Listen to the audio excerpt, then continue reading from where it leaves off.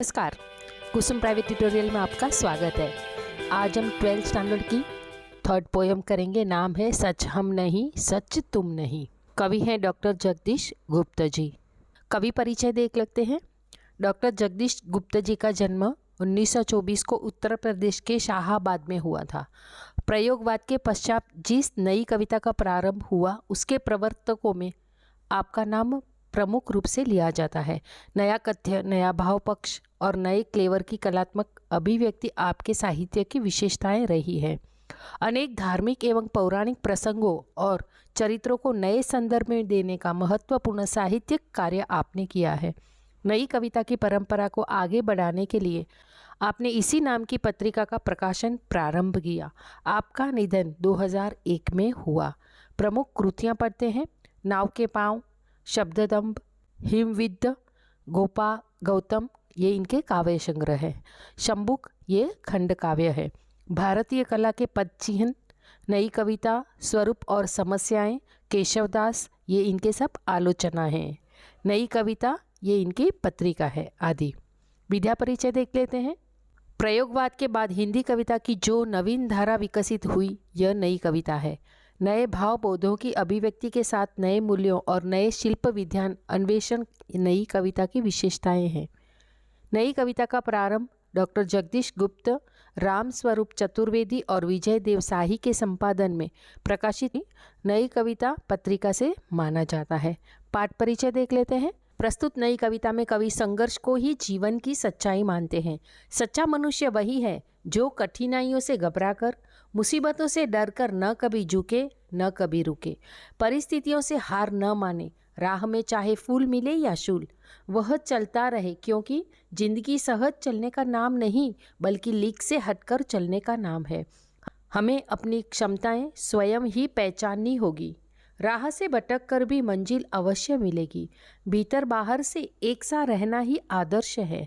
हमें अपने दुखों को पहचानना होगा, अपने आंसू स्वयं पोंछने होंगे तथा स्वयं योद्धा बनना होगा। जीवन संघर्ष की यही कहानी है। आगे हम पढ़ते हैं कविता। सच हम नहीं सच तुम नहीं, सच है सतत संघर्ष ही। संघर्ष से हटकर जिए तो क्या जिए, हम या कि तुम। जो नत हुआ वह मृत हुआ, जो वृत्त से जरकर कुसुम, जो पंथ भूल रुका नहीं, जो हार देखा झुका नहीं, जिसने मरण को भी लिया हो जीत, है जीवन वही। सच हम नहीं सच तुम नहीं। कवि डॉक्टर जगदीश गुप्त जी कहते हैं, मेरी बात भी सही नहीं है और आपकी बात भी सही नहीं है। सच क्या है? सच सतत संघर्ष है। सतत मतलब निरंतर, जो कंटिन्यूड हम संघर्ष करते हैं जीवन में, वही सच है। कवि कहते हैं कि संघर्ष से हटकर जिए तो क्या जिए, चाहे इसमें आप हो चाहे हम हों। जो नत हुआ मतलब जो संघर्ष से झुक गया।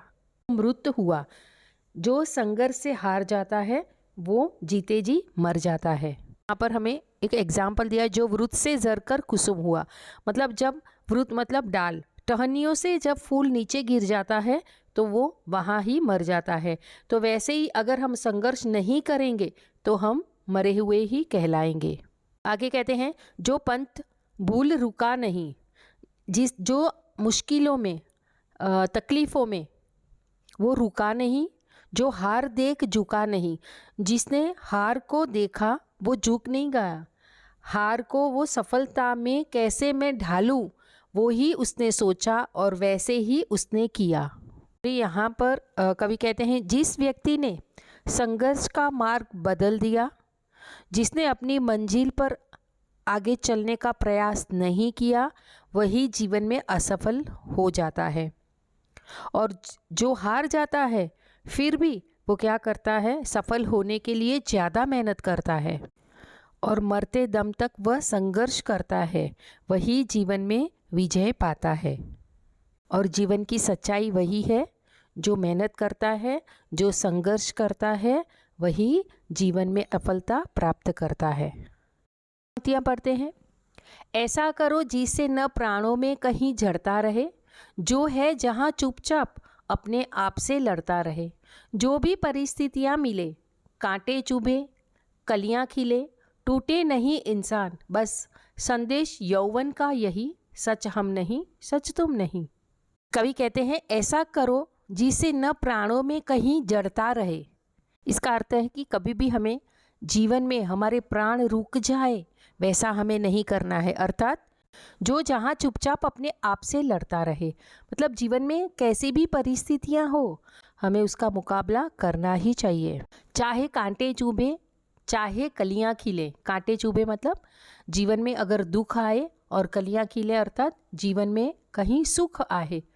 टूटे नहीं इंसान, बस संदेश यौवन का यही रहे।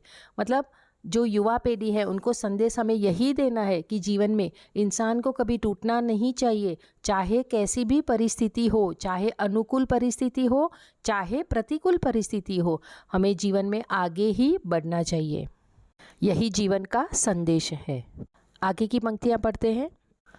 हमने रचा, आओ हमें अब तोड़ दे इस प्यार को, यह क्या मिलन, मिलना वही जो मोड़ दे मझधार को, जो सात फूलों के चले, जो ढाल पाते ही डले, यह जिंदगी क्या जिंदगी जो सिर्फ पानी सी बही, सच हम नहीं सच तुम नहीं। हमने जो मुसीबतों का सामना करके हम आगे बढ़े हैं उसी को तोड़ दें क्या। यह क्या मिलन, मिलना वही जो मोड़ दे मझधार को। मिलन कौन सा होता है, जो मझधार में जब हमारी नाव अटक जाती है और हम कोशिश करते हैं, इस नाव मझधार में डूबी है, डूबने वाली है, उसको किनारे पर जाने के लिए जब हम कोशिश करते हैं हमें वैसा करना चाहिए। जो सात फूलों के चले मतलब जो सुखों के साथ चलता है, जो ढाल पाते ही ढले। जैसे पानी कैसा होता है, जैसे ढाल मिलता है वैसे पानी अपना रास्ता निकालकर आगे बढ़ता है। कहते हमें फूलों के जैसा, मतलब सुख में जो चलते हैं लोग वैसे हमें नहीं बनना है। यह जिंदगी क्या जिंदगी जो सिर्फ पानी सी बहे, मतलब एक जैसी चलने वाली जिंदगी थोड़ी होती है। कभी भी जीवन में हमें सुख और दुख दोनों आने वाले हैं। जीवन में हमें मुसीबतों का सामना करके ही आगे बढ़ना होगा, तो उसी को ही कहते हैं सही जीवन। कवि कहते हैं कि संघर्ष को ही जीवन की सच्चाई माननी चाहिए। सच आप भी नहीं हो और सच हम भी नहीं है। सच क्या है, जीवन का संघर्ष। आगे पढ़ते हैं। अपने हृदय का सत्य अपने आप हमको खोजना, अपने नयन का नीर अपने आप हमको पोंछना। आकाश सुख देगा नहीं, धरती पसीजी है कहीं, हर एक राही को भटक कर ही दिशा मिलती रही, सच हम नहीं सच तुम नहीं। कवि यहाँ पर कहते हैं कि अपने हृदय का सत्य अपने आप हमको खोजना। इसका अर्थ है कि हमें अपने दुखों को पहचानना होगा और खुद स्वयं प्रयास करना होगा कि हमारे दुख कैसे दूर होंगे।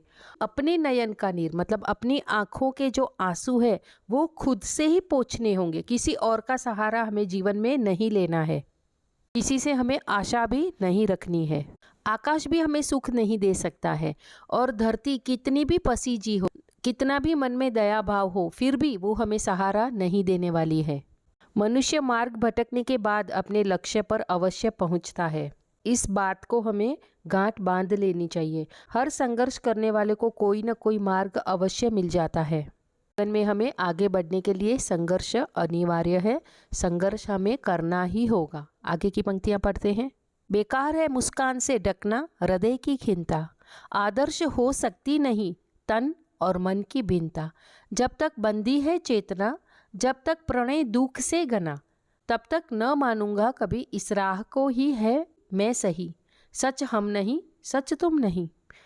नाव के पांव कविता संग्रह से ये कविता ली गई है। ठीक है, कहते हैं कि बेकार है मुस्कान से ढकना हृदय की खिन्नता।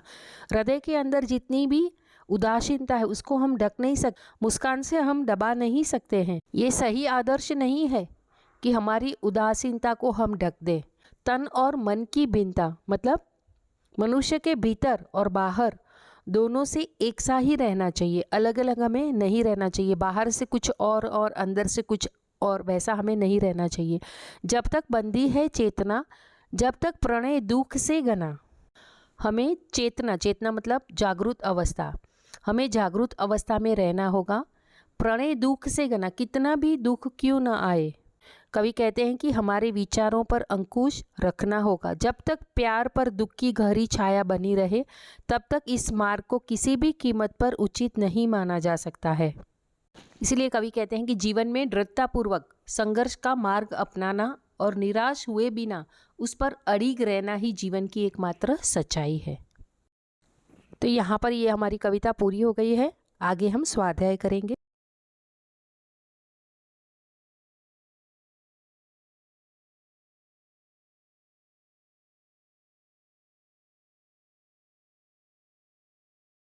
तो मिलते हैं हम अगले वीडियो में, तब तक के लिए धन्यवाद।